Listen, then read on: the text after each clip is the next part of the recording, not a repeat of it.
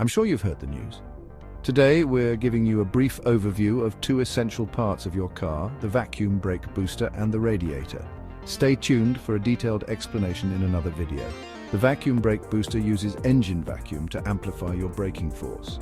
The radiator keeps your engine cool by circulating coolant and dissipating heat. Two systems crucial for a smooth and safe ride. And that's a wrap. Hello guys, welcome to this video where we will explain to you the vacuum brake booster of the car and the radiator of the car. But let's now focus on the vacuum booster of the car. Imagine when you press down on the brake pedal in your car, it feels really easy. That's because of the vacuum booster. It's helping you out. It's a little device that makes braking easier by using the engine's vacuum. Think of it like having a friend give you helping hand when you are pushing a heavy door open. How it works? First, the vacuum creation. Now, when your car engine is running, it's like naturally creates a vacuum. That vacuum is like a gentle section that we can use to our advantage. Pressing the brake when you press the brake pedal, and instead of doing all of that hard work, the vacuum booster uses vacuum to help to amplify your force. For example, if you press 5 Newton force, the vacuum booster will multiply it, for example, by 50, and it will become 5 times 50, so it will become 250 Newton. So it boosts your force, the applied force. The pressure difference. Inside the vacuum the booster, there are two sides. One side is connected to the vacuum and the other side is for the air, connected to the air. When you press the brake open, it opens the valve that lets the air inside.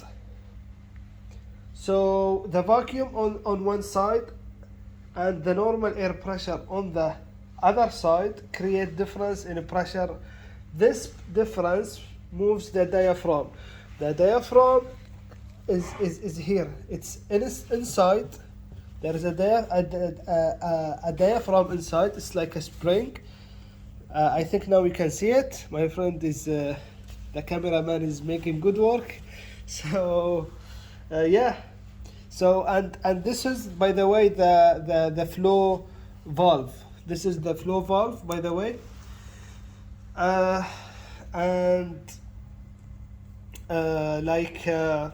The vacuum in the car also, as I said, it uses moves the diaphragm. It's like a flexible membrane inside the booster, which in turn pushes the brake master cylinder with more force than you could do alone.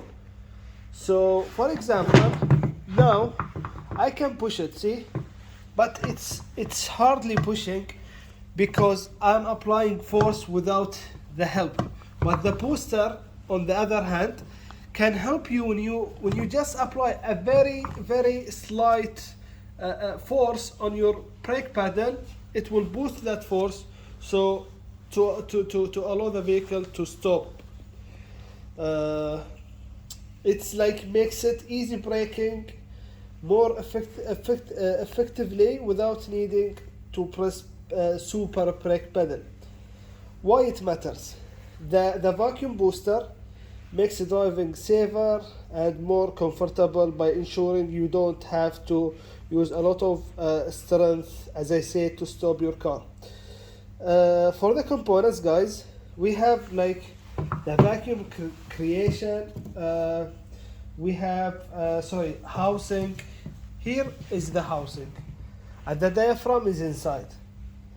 And also we have this one, as I said, control valve. The control valve, I need to say, like, it regulates the flow of air between the vacuum chamber and the atmospheric chamber. Atmospheric chamber is inside. Uh, I think, guys, that's all for now. I explained already the components. Uh, like let me just give you like more deep knowledge about the brake booster. Think of it like if it is like if you are like tired to stop a bicycle with just your feet, using friction between your feet and the ground. You know that the difference, the hand gives you extra stopping power without much effort. It's like the vacuum booster does for your car. So no need to use your feet against the ground. You just need to press a little force and it will stop the car without applying more force. So I hope this makes the concept clearer for you, and I hope you enjoyed this part of the video. Now for the next part, for the radiator part, my colleague is going to talk about that. Good evening, ladies and gentlemen. My name is Abdurrahman Ali, and today, inshallah, I'm going to explain about the radiators of the car. So, what is the radiator, or what is the function for the car? The radiator's primary job is to cool the engine, and the engine, because the engine generates heat as it burns fuel, and if this heat isn't managed, it can lead to overheating and engine damage. The radiator dissipates this heat to keep the engine at an optimal operating temperature. So, what is the components of the radiator? First of all, we are having the core, which is the main section, consisting of series of thin tubes and fins, which increase surface area for the heat dissipated. You can see the thin tubes, this one for increasing the surface area for more heat exchanging. Okay, so this is the main core. Okay, now let's go and talk about the inlet and outlet. Here we are having the inlet part, okay, and the outlet part. These are on the sides or top and bottom of the radiator where the coolant enters and exits. Okay, now we are having the cooling fins, which are these. They are attached to the core tubes. They increase the surface area, allowing air to cool the hot coolant. You can see here the fins. They are, making like a zigzag shape. Good. And also we are having the pressure cap. The pressure cap here, it's not found here, but you can find it in the car itself. So what is the usage for the pressure cap? The pressure cap is maintaining the pressure in the system when the pressure rising due to the boiling point of the cooling to improve the efficiency. So for example, if I put any coolant here and the coolant have or raised the temperature for it, so how can we release the pressure? We are having the cap pressure. It's like a relief valve. So whenever the pressure increase, it will open to release the pressure outside to the atmosphere, then it will close back. That's it. And now for the hoses, we don't have the hoses here, but they are connecting the radiator to the engine for the flow of the coolant. And then for the final components for the radiator is the thermostat. The thermostat is not part of the radiator, but it is related. It controls also the coolant flow based on engine temperature. For example, if the engine temperature goes above 83, there is a set limit for the thermostat. So when it is open, it will make a short circuit. It means it will disconnect this radiator and it will keep the coolant only between the thermostat or the small or short loop between the thermostat and the engine. But when the temperature comes down, then it will open the bigger loop which goes around to the radiator. Okay? Now, for the coolant circulation, the hot coolant from the engine enters the radiator through the inlet port, which is this one. So now, how the heat dissipate? As the coolant flows through the core tubes, the cooling fins increase contact with air passing through the radiator. So this airflow, often assisted by a fan, cools the hot coolant. So sometimes they put a fan here, which is sometimes it is the better to draw the air. It's better than to put the fan in front of the radiator to blow. Sucking it's better than blowing.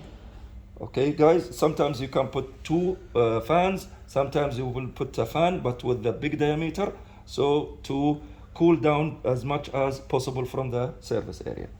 Now, what about the cooled coolant? What's happened to it?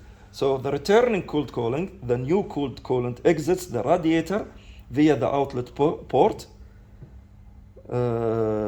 outlet and returns to the engine, maintaining a stable temperature. Now, during this circulation, of course, there will be a buildup for the pressure, so we need a pressure regulation. A pressure regulation, which I said about it, which is the pressure cap. Now, finally, in conclusion, the radiator plays a crucial role in a car's cooling system, ensuring the engine operates within a safe temperature range by continuously transferring heat from the engine to the surrounding. So guys, this is a coolant, okay, which you can buy it from the market, and you can see it is green color, or you have a red color, whatever it is in the market. But why did I bring the Preston one? Why did I bring the Preston one? Because this company, it has the best coolant in the world. Why? Because it has a unique chemical that says you can mix it with any other type of coolant. This is the only one that's having this, what we call it, magic stuff. Okay guys, thank you for watching. I hope you enjoy our video for me and my colleague Isa.